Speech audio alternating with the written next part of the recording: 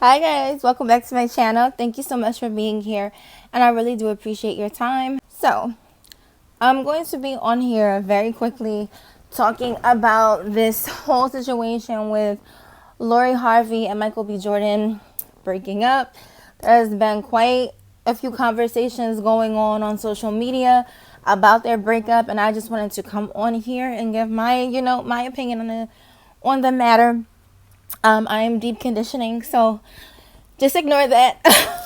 But yeah, so basically, what I've been noticing is that there is this hate towards her from both men and women for different reasons, right? So you have the men who hate her because she represents the kind of woman that they can't get, that they're not, they would never be able to date her. And a lot of men tend to identify with men that they feel have been done wrong by women, because it's a lot of men who feel like they've been done wrong by women too. So in this case, they're saying, oh, Michael B. Jordan appeared to be a catch. He appeared to be the right type of guy, or the type of guy that women always say they want. So why didn't she marry him, right? And then you have women who are saying, oh, well, she's dated this guy, and she dated Diddy and his son, which I do think that was very tacky. That wasn't cute. She's out here doing this and she's out here doing that. She's not a good girl. She's not a good woman. And, because of her choices, she out here looking crazy. And she passed up on marrying Michael B. Jordan. If something wrong with her, if I was in her position, I wouldn't have, you know what I mean? Okay. And on both sides, I understand. Like, I am a Virgo, so I am very level-headed in the ways that I can see both sides. I have very objective thinking where I can genuinely see both sides of an argument, and then I usually stand either somewhere in the middle, or sometimes I'm strongly on either side. But I have the ability to understand multiple perspectives of an argument. I understand why people are saying what they're saying about her. However, I think there's like undercurrents of things that are going on. And I think that, especially with the women, I think what happens is, like, even like for the same reasons that I get attacked when women don't like my videos, the first thing they do is attack my appearance. They, try to tear down my marriage, or tell me that, oh, my marriage is not as good as I think that it is. Or, that's one of the things that women do to other women. And usually the reason why they do this is because they are jealous. The reality is, a lot of young ladies will never be in Lori Harvey's position.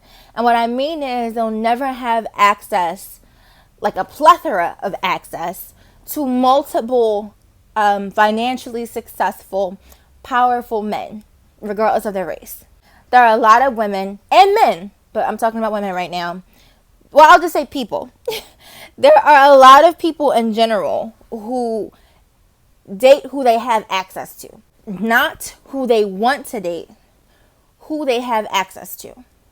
And that's very different from you leaving your house, you going out, and you're just out doing your thing, and different people, different, varying degrees of attractiveness, they want you, right? They're after you. A lot of people don't have that experience.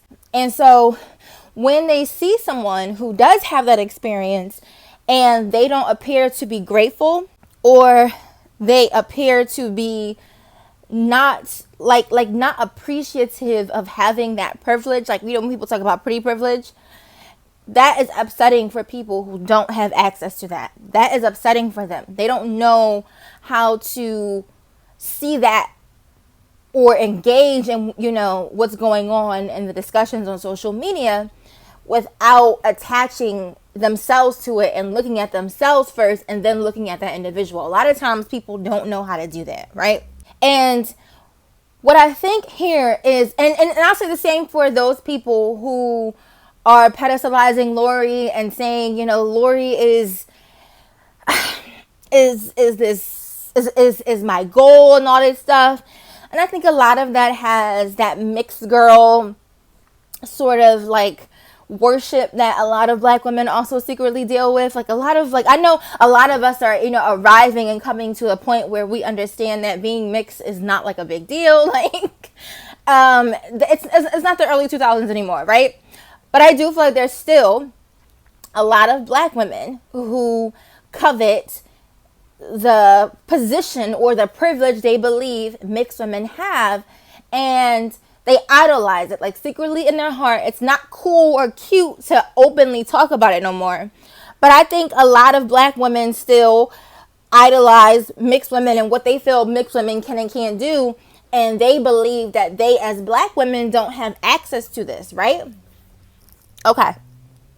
So I think all of these like elements are the reasons why people are not able to look at the situation and just see Lori's too young.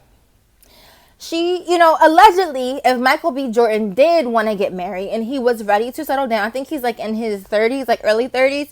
He's much older. He's made probably enough money to where he is comfortable and he feels like he is able to take care of a wife and kids, right? And I think that's an excellent stage that I think all men hopefully should get to, right? Where they feel like they are, set, financially mature, behavior-wise, they are ready for the commitment of marriage, for the commitment of being a husband. I think both men and women should wait until they're honestly ready for those positions.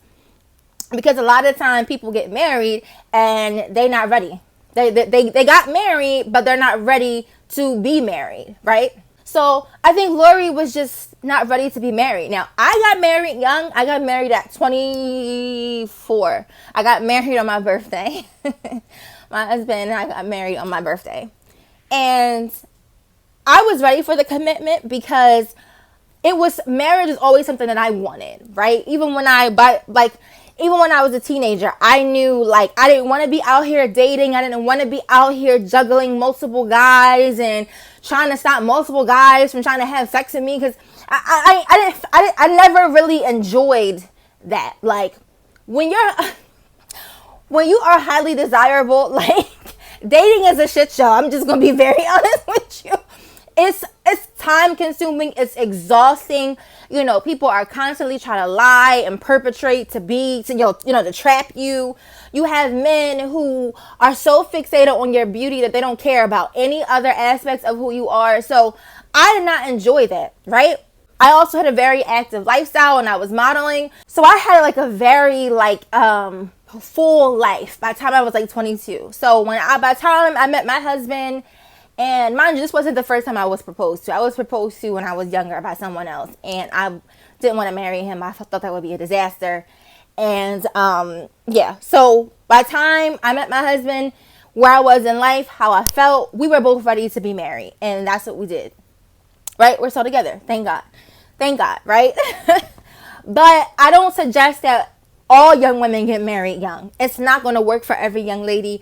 And there's nothing wrong with that. You have to be honest with yourself and you have to know exactly what it is that you're capable of. As well as a man, like it's so many men who are on social media and they're complaining about being providers, complaining about being leaders, complaining about having all the responsibilities associated with being a husband. And it's like, okay, boo, fine. Don't get married then. Stay single.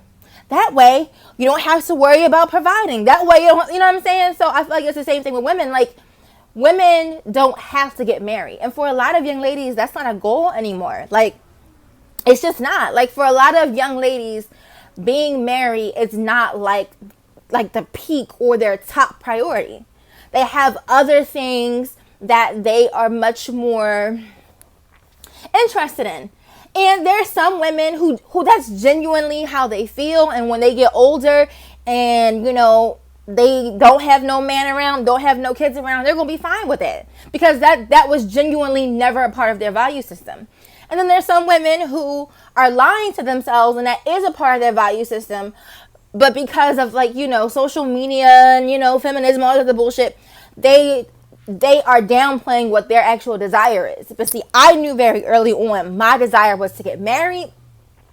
to have kids, to help raise a family, to be with a man, and whatever else I do or whatever else I felt like getting into, I'm going to be able to do that because I'm going to marry a man that can provide for me and my kids, and I can do whatever I want to do, whether I want to pursue it full time or I want to dibble and dabble. That was what I knew I wanted, and that's what I knew I could get for myself, and that's what I did. So it's about you being honest with yourself, being honest about what you know you can realistically attract, what you can maintain, and what it is that you want to do long term. Because there's a lot of women who get married and they don't want to do married woman stuff. Like, I get it. Like, I do so much as a mom and wife that I get why there's women who are not in a rush to be in this position. I mean, I like it. I mean, it's annoying sometimes, but I genuinely enjoy it. I would rather be killing myself, dedicating myself to my kid and husband, rather than working at a job that I don't particularly like, working for a company who thinks I'm disposable anyway. You know, I would much rather be doing that for my husband and family. That's me. Those are my values. It's not everyone else's, and that's okay. Like, we have to stop shaming women because they don't attach value to marriage like they used to. It's literally okay. Like, it's all right. And in fact, I think we need to be much more, I guess, thoughtful about marriage, because I was born in 1992. I come from a generation where a lot of our parents didn't last. A lot of our parents didn't stay together. I come from that boom of divorce in the black community. Like, my parents did not stay together. My parents didn't make it till I was past 3. Okay? So I think we do need to do more evaluating and have a less, rose-colored glasses perspective when it comes to marriage. And we need people to really share, like what I share when I talk to young ladies about what it's like to be married, when I have real conversations with them, and really like helping others be prepared for marriage so that people know what they're getting into and they know if they don't want to do it. So that's what I think that's what I think is going on. Like, I think Lori Harvey is not perfect. She's not a perfect individual. She has done some things that, like I said, I think are tacky. And I think the way women look up to her is weird. And I think the way women put her on a pedestal is weird. And I also think it's weird that people are assuming that she's a hoe and that Michael B. Jordan is automatically, this catch that she missed out on. She is young, she's beautiful, she's wealthy, and she's dating. I mean, they only been together for a year. Because I saw people saying, oh, well, if she didn't want to settle down, she should have told him sooner. I mean, okay. Wait a minute. Me personally, I didn't even think it was a real relationship. I didn't. When I first heard they were together, I didn't even think that was a real relationship. But, it turned out to be, I guess. Who knows? But yes, that is all I have to say on the matter. Yeah. Guys, it's not that deep. Let these people live their lives, okay? That's all I have to say on the matter. Please comment below if you are feeling what I have to say. And if you're not feeling what I have to say, comment below as well. I see I'm starting to get more attention from certain types of people on the internet, and I'm fine with it. All engagement is good engagement. All of it. All of it brings attention to my channel. So go off, sis. Go off.